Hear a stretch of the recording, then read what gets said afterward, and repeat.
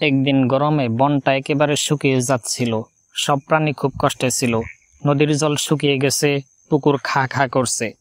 হাতি বলল, আমার এত বড় শরীর, এই গরমে টিকতে পারছি না। হরিণ বলল, কোথাও পানি নেই। সবাই কান্নাকাটি করছিল। তখন ছোট্ট এক পাখি উড়ে এসে বলল, বন্ধুরা, আমরা যদি সবাই একসাথে চেষ্টা করি তাহলে একটা গর্ত খুঁড়ে জল বের করতে পারি। হাতি বলল, ছোট পাখি, তোর আইডিয়াতে কি হবে?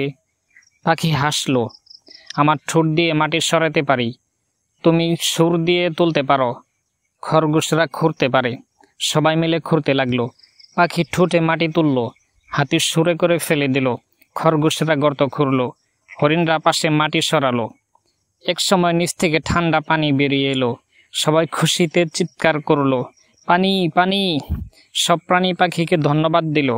হাতি বলল, তুমি সবচেয়ে ছোট কিন্তু সবচেয়ে বুদ্ধিমান আর সহানুভূতিশীল।